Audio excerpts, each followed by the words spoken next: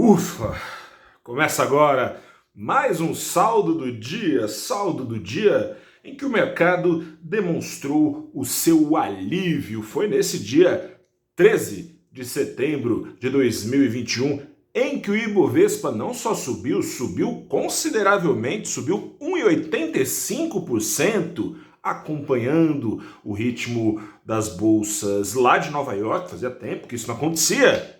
Assim como o dólar caiu 0,81% aos R$ 5,22. O Ibovespa recuperou já o patamar perdido desde o efeito das manifestações do dia 7?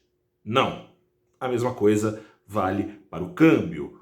Contudo, porém, todavia, os ventos políticos seguem influenciando o mercado financeiro nacional de uma maneira preponderante.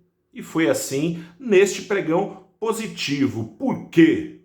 Porque a sensação no mercado é de que esfriou a possibilidade de um impeachment contra o presidente Jair Bolsonaro. A preocupação não é tanto com Jair Bolsonaro dentro ou fora do governo, e mais contra o que ele poderia vir a fazer caso um processo de impeachment fosse aberto, seja radicalizando contra os demais poderes, seja radicalizando com medidas fiscalmente irresponsáveis.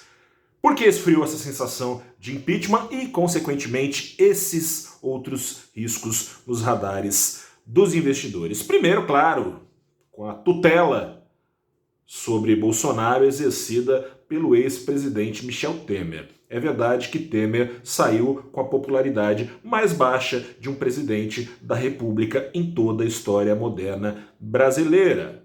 Porém, no mercado, Temer tem relativamente uma boa avaliação, é o cara das reformas, né? O pessoal passa um pano aí para as denúncias de corrupção, no caso do Temer, porque ele faz reforma, então tá tudo bem, coisa e tal. Temer estaria então tutelando o presidente Jair Bolsonaro, né? Que mudou radicalmente da água para o vinho.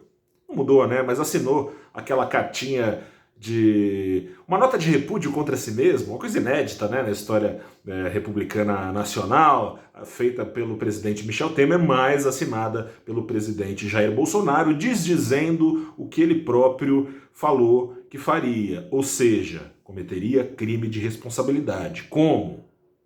Não cumprindo decisões judiciais. Bolsonaro se descolou dessa possibilidade de crime de responsabilidade, porém a gente sabe que impeachment, mais até do que uma questão legal, embora, claro, precise de uma base ali jurídica, ele depende de vontade política. Caso as ruas sejam invadidas por manifestantes contra Bolsonaro, ficaria difícil o Congresso não reagir a isso. Não é o caso. Tivemos no domingo manifestações flopadas, né? Aquelas manifestações bem minguadas, esvaziadas, organizadas sobretudo pelo Movimento Brasil Livre, o MBL, que não conseguiu cativar os braços volumosos de manifestantes e militantes brasileiros ligados ao Partido dos Trabalhadores. Aliás, é esquisito, né? Eles queriam que o Partido dos Trabalhadores comparecessem, mas colocaram um pichuleco lá na Paulista com o Lula abraçado com o Bolsonaro, né? Eu acho que aí fica difícil, né? Enfim, oposição demonstrando as suas fissuras, demonstra que muito dificilmente conseguirá união o bastante para lotar as ruas aí de braços dados para derrubar o presidente ou abrir um processo de impeachment contra ele. Assim sendo, abriu-se alas para o Ibovespa embicar para cima, dólar embicar para baixo em linha com o exterior. Tá tudo bem então com a economia brasileira? Não tá. Essa descompressão, né, nova descompressão, né, já tinha tido uma pelo menos na quinta-feira passada com a carta do Temer, agora essa segunda com as manifestações que ninguém foi do MBL, né, MBL que aliás, MBL era apoiador do presidente Jair Bolsonaro, agora se arrependeu e aí conta com o ranço do PT, MBL que também apoiou a deposição da presidente Dilma, né, tem mais isso ainda que dificulta a oposição se unir aqui no Brasil. Mas Esfriamento das coisas não significa que ficou tudo bem, tudo resolvido. O Brasil segue sendo Brasil, segue ainda um alívio desconfiado do mercado em relação aos próximos passos do presidente Jair Bolsonaro e segue a espiral de indicadores negativos em relação ao futuro da economia brasileira. Essa espiral segue girando. Hoje, pela 8ª vez consecutiva, já são 2 meses, projeções de inflação subindo para 2022, que é o horizonte relevante, nas palavras do Banco Central, para definir a sua política de juros. O Banco Central já aumentou a velocidade da alta de juros de 0,50 para 0,75. Não deu certo. Continuaram as projeções degringolando. Aumentou na última decisão de 0,75 para 1 ponto.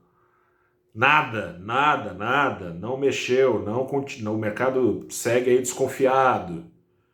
O mercado agora começa a projetar que o Banco Central vai subir a velocidade de 1 ponto para 1,25 ou mesmo 1,5 ponto.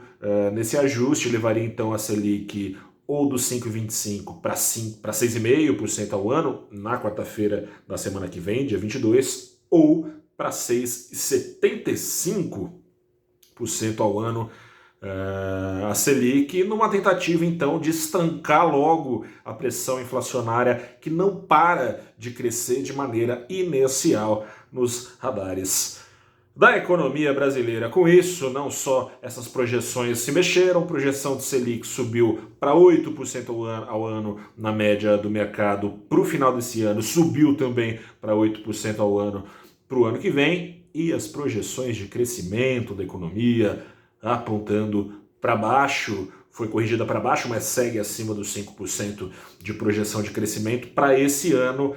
A projeção para o PIB, para o ano que vem, caiu de 1,9% a média para 1,7%. Já tem gente no mercado apostando que a economia brasileira não cresce nem 1%. É o caso do banco americano JP Morgan, banco esse dos mais respeitados do mundo, aqui não é diferente. Nova onda de revisões nas projeções para o Brasil e revisões para pior. Portanto, não se engane com este saldo do mercado financeiro desta segunda-feira, ainda que seja um saldo positivo. Teve, aliás, um giro bem pequeno, bem aquém da média diária no Ibovespa. A média nesse mês e no ano está de 23 bilhões de reais movimentados pelas ações do Ibovespa. Tem até mais ação no Ibovespa, mas a média hoje foi de mais ação em relação a 2 semanas atrás, né? Eram 84 ações do Ibovespa, agora são 91, mas ainda assim tivemos hoje um giro bem aquém da média, giro em 19 bilhões de reais. Força na peruca aí do outro lado.